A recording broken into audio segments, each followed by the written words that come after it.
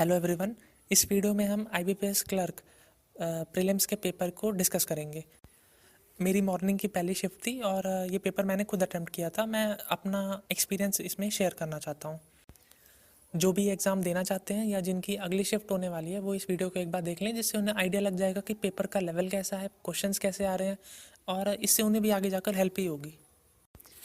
10 marks की हमारे पास reading comprehension आई थी। इसका टॉपिक ओबेसिटी था, उसके कॉजेस, इफ़ेक्ट्स, ये सब इसमें डिस्कस किए गए थे। 2 पैराग्राफ थे, सिंपल थे, और सिनोनिम्स भी पूछा गया था। एक वर्ड था उसमें से इंड्यूस्ड। इसके बाद 5 मार्क्स के हमारे जंबल सेंटेंसेस थे। 4 सेंटेंसेस थे, हर एक सेंटेंस में 4 या 5 वर्ड्स थे और उन्हें अरेंज करके एक मीनिंगफुल सेंटेंस बनाना था।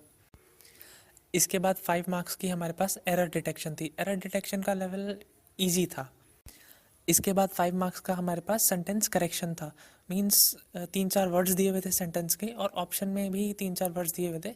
उनको हमें रिप्लेस करके देखना था कि क्या इससे एक मीनिंगफुल सेंटेंस बन रहा है या नहीं बन रहा है। इसका लेवल भी एक तरह से इजी टू मॉडरेट ही था। नेक्स्ट 5 मार्क्स का हमारे पास वर्ड रिप्लेसमेंट था। इसमें एक सेंटेंस दिया हुआ था, उसमें 3 वर्ड्स दिए हुए थे ABC। उनमें उन तीनों को ही आपस में अरेंज इस तरह से करना था कि एक मीनिंगफुल सेंटेंस बन जाए। ये इजी लेवल का था। एंड लास्टली 5 मार्क्स के हमारे फिल इन द ब्लैंक्स थे। फिल इन द ब्लैंक्स इसका टॉपिक था म्यूजिकल इंस्ट्रूमेंट्स, पास्ट में कैसे हैं और अभी कौन से हम यूज़ कर रहे हैं। ये भी इजी लेवल का ही था। सो ओवरऑल इंग्लिश सेक्शन हमारे पास इजी लेवल का ही आया था। नेक्स्ट आया था मैथ्स का सेक्शन। मैथ्स में हमारे पास 15 मार्क्स की सिंप्लीफिकेशन आई हुई थी। Simplification to the point direct थी, ज़्यादा कैलकुलेटिव नहीं थी और आसानी से बन जा रही थी। नेक्स्ट आई थी 5 क्वाड्रेटिक इक्वेशंस। इसका लेवल भी इजी था। नेक्स्ट 5 मार्क्स की एक डीआई आई थी। डीआई का टॉपिक था कि 6 लोग हैं, इनके पास कुछ फ़ोटोज़ और वीडियोज़ हैं, पर्सन से PQRSTU। इसी के बेसिस पे इनसे क्वेश्चन पूछे गए थे कि किसके पास कितनी फ़ोटो है या वीडियो है, दोनों को कंपेयर करके रेशियो निकालना है, किसकी परसेंटेज ज़्यादा है। तो ये भी एक तरह से ईजी लेवल का था। एंड लास्टली 10 मार्क्स की हमारे पास अर्थमेटिक प्रॉब्लम्स थी। इसमें एक क्वेश्चन प्रॉफिट लॉस का था, एक क्वेश्चन वर्क एंड वेजेस का था, और एक क्वेश्चन हमारे पास एजेस का था।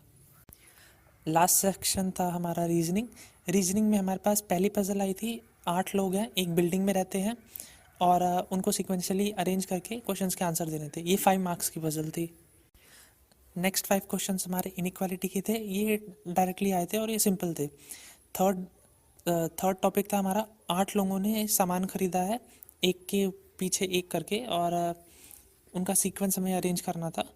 1 वेरिएबल पजल थी, कोई सामान का नाम नहीं दिया हुआ था इसमें। ये हमारी 5 मार्क्स की थी।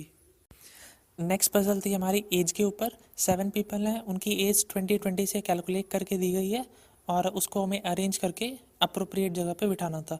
इसका लेवल मॉडरेट लेवल का था। लास्ट पजल हमारी सीक्वेंस की पजल थी। इसके अंदर एक सीक्वेंस दिया हुआ था, उसके अंदर हमें जैसे कौन किसके लेफ्ट में होता है, कौन किसके राइट में होता है, इस तरह से क्वेश्चंस दिए हुए थे। ये इजी लेवल की थी, 5 मार्क्स की थी। नेक्स्ट आता है हमारे पास 4 मार्क्स के सिलोगिज्म्स आए हुए थे। मैंने सिलोगिज्म्स नहीं किए, मैंने उसको छोड़ दिया था।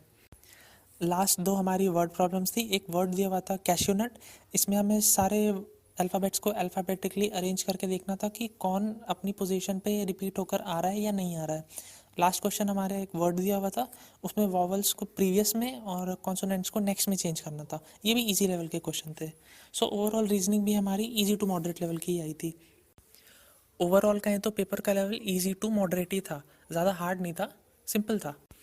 और मैंने इस पेपर में 84 क्वेश्चंस अटेम्प्ट किए हुए हैं। सो जिसने भी और भी आगे वाली शिफ्ट में या इसी शिफ्ट में पेपर दिया है, वो भी कमेंट सेक्शन में अपने अपने अटेम्प्ट्स बताएं। ये था एंड इस वीडियो के एनालिसिस का। Thanks for watching. Have a great day.